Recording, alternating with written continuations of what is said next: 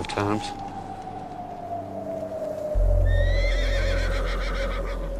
We have terms. Assalamu alaikum. وعليكم السلام.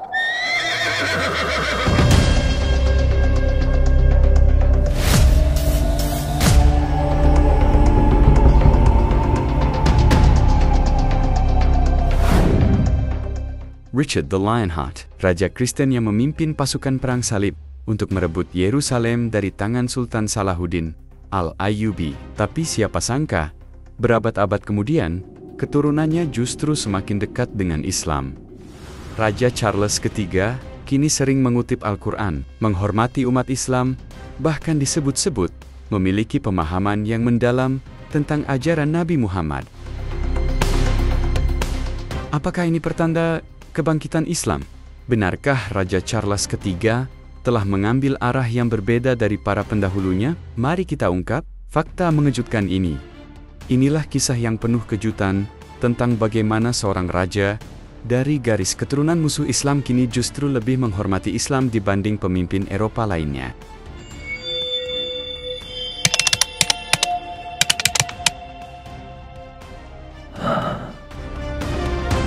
Untuk mengetahui kakek buyut Raja Charles, kita harus kembali ke abad ke-12, pada tahun 1189. Inggris dipimpin oleh seorang raja yang dikenal sebagai Raja Henry II. Ketiga raja Kristen saat itu setuju dengan usulan Henry untuk mengenakan pajak besar-besaran untuk biaya perang salib, dijuluki Persepuluhan Salahuddin atau Saladin Tithe. Namun, pada tanggal 6 Juli tahun 1189, Raja Henry II meninggalkan putranya. Richard I atau Richard the Lionheart segera dinobatkan sebagai raja baru untuk mengambil tanggung jawab memimpin kontingen Inggris dalam Perang Salib Ketiga. Para raja akhirnya berangkat menuju Yerusalem, membentuk aliansi baru dalam Perang Salib. Di antara mereka terdapat Richard the Lionheart dan Philip Behelmont, Pangeran Antioquia. Pertempuran pun dimulai di Kastil Art.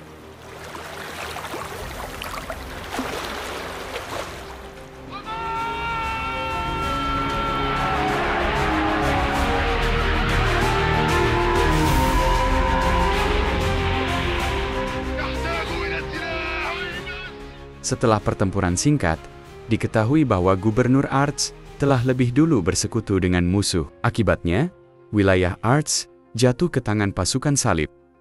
Kehilangan Arts menjadi pukulan berat bagi Salahuddin, terutama karena banyak nyawa kaum muslimin yang melayang dalam pertempuran tersebut. Tak lama setelah itu, utusan pasukan salib tiba dan mengundang Salahuddin untuk berunding keesokan harinya. Meskipun para panglima menyarankan agar ia dikawal ketat untuk menghindari jebakan, Salahuddin menolak dan memilih pergi sendiri.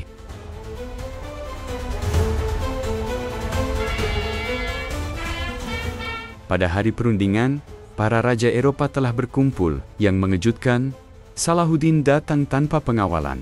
Berbeda dengan para raja yang hadir dengan penuh kebesaran. Ketika para raja memperkenalkan diri dengan gelar mereka, Salahuddin hanya menyebut dirinya sebagai pelayan Allah dan rakyat Arab, bukan seorang raja.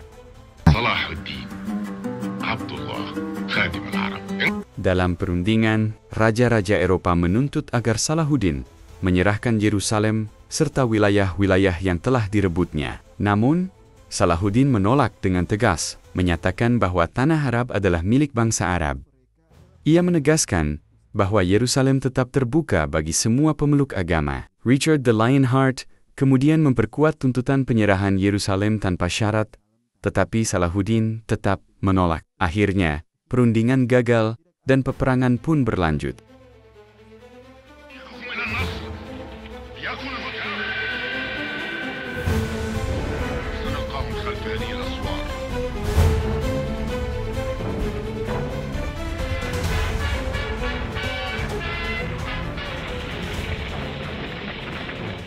Salahuddin dan pasukannya bertahan di Kastil Askelon, sementara pasukan salib menyerang dengan menara raksasa. Serangan tersebut begitu kuat hingga menara raksasa tidak dapat dihancurkan. Meskipun Salahuddin menggunakan manjanik dan panah api, pasukan salib akhirnya berhasil menaiki kastil, memaksa Salahuddin menarik mundur pasukannya.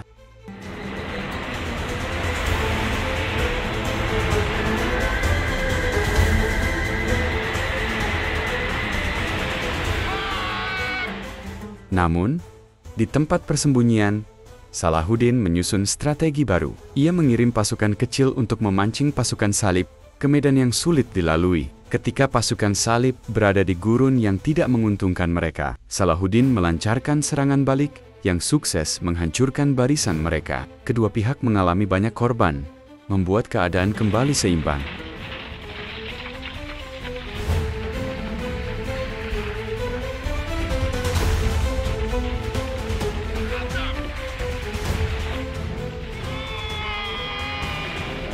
Richard the Lionheart merasa terpukul dengan jumlah korban yang jatuh di pihaknya. Ia pun memutuskan untuk mengusulkan gencatan senjata dan pembebasan tawanan perang. Namun, Philip dari Prancis menolak dan bersikeras untuk terus berperang. Meskipun begitu, Richard tetap mengirim utusan untuk menegosiasikan gencatan senjata dengan Salahuddin. Salahuddin menerima perjanjian tersebut dan membebaskan para tawanan. Namun, dalam perjalanan pulang, utusan Richard dibunuh oleh Philip, yang kemudian membawa mayatnya kembali ke perkemahan. Marah atas pengkhianatan ini, Richard memutuskan untuk membunuh tawanan mereka. Namun, sebelum perintah eksekusi dilakukan, ia melihat bahwa Salahuddin telah lebih dulu membebaskan tawanan mereka, menandakan bahwa gencatan senjata telah diterima. Philip, yang masih menginginkan peperangan, malah membantai tawanan tersebut. Tindakannya membuat Richard semakin muak. Akibat perpecahan ini, aliansi mereka mulai runtuh. Philip memilih mundur dan kembali ke Eropa. Richard kemudian mengirim penasehatnya, Arthur, untuk meminta maaf kepada Salahuddin atas terbunuhnya para tawanan. Salahuddin, dengan kebesaran hatinya, menerima permintaan maaf tersebut. Ia memahami bahwa tindakan tidak terhormat bukanlah ciri dari Richard the Lionheart. Menjelang Natal, Salahuddin mengundang Richard untuk berziarah ke Yerusalem. Awalnya, Richard menolak karena khawatir hal itu akan dianggap sebagai tanda menyerah. Namun, setelah merenung, ia akhirnya memutuskan untuk pergi ke Yerusalem sebagai tamu. Richard dan seluruh pasukan berangkat berziarah ke Yerusalem.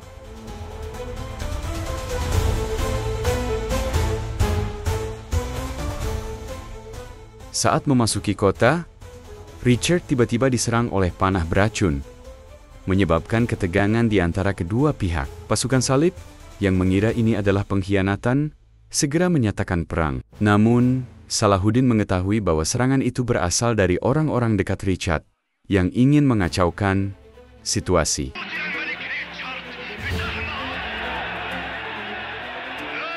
Salahuddin secara diam-diam mendatangi perkemahan Richard dan mengobatinya dengan penawar racun. Setelah sembuh, Richard masih mencurigai Salahuddin sebagai dalang serangan tersebut dan bersumpah akan melanjutkan ekspansi ke Yerusalem. Di malam Natal, Richard memimpin serangan besar dengan menara raksasanya. Namun, Salahuddin telah menyiapkan senjata kimia dari ilmuwan Damaskus yang mampu membakar menara pasukan salib. Akibatnya, pasukan salib mengalami kekalahan telak.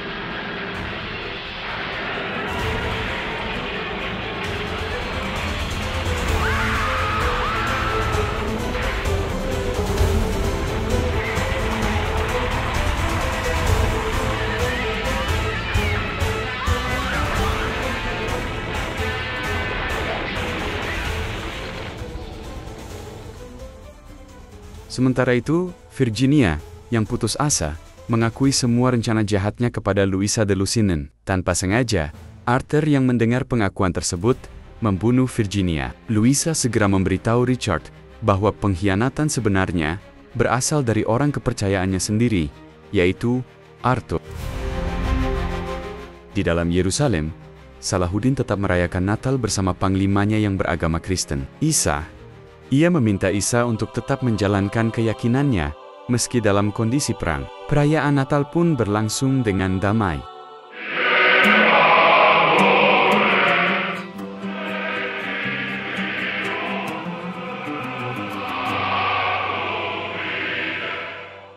Dari luar tembok Yerusalem, suara nyanyian dan doa umat Kristen menyentuh hati Richard. Ia akhirnya sadar bahwa selama ini ambisinya hanya untuk eksistensi pribadi, bukan demi perang suci. Richard pun menemui Salahuddin dan memutuskan untuk mengakhiri perang. Permusuhan Kristen terhadap Islam ini berakhir dengan Salahuddin al-Ayyubi dan Richard the Lionheart berjalan berdampingan di Yerusalem. Kota itu tetap berada di tangan umat Islam, tetapi semua agama diperbolehkan untuk berziarah dan tinggal dengan damai di bawah keindahan hukum Islam.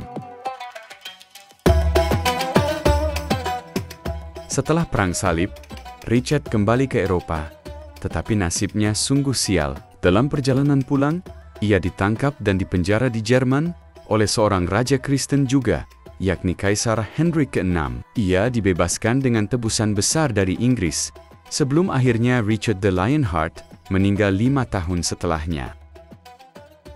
Dari seorang raja perang seperti Richard, kini kita sampai pada Raja Charles III yang tampak sangat berbeda dari leluhurnya. Jika Richard bertempur melawan Islam, maka Charles justru mempelajari dan menghormati Islam. Al-Ma'idah Surah, whoever saved a life, it would be as if he saved the life of all mankind.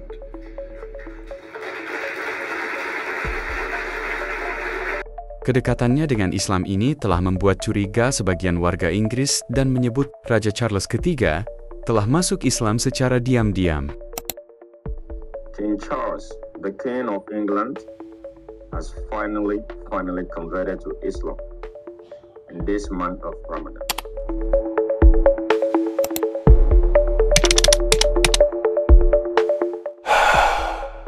Dulu, Inggris dan Islam berada di dua sisi yang berlawanan. Richard the Lionheart bertarung mati-matian dalam Perang Salib.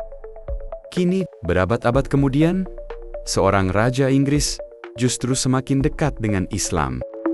Assalamualaikum. Ramadan Mubarak. Bagaimana menurut kalian? Apakah Charles III benar-benar semakin dekat dengan Islam? Apakah ia akan mengubah hubungan antara Inggris dan dunia Muslim? Tulis pendapat kalian di komentar.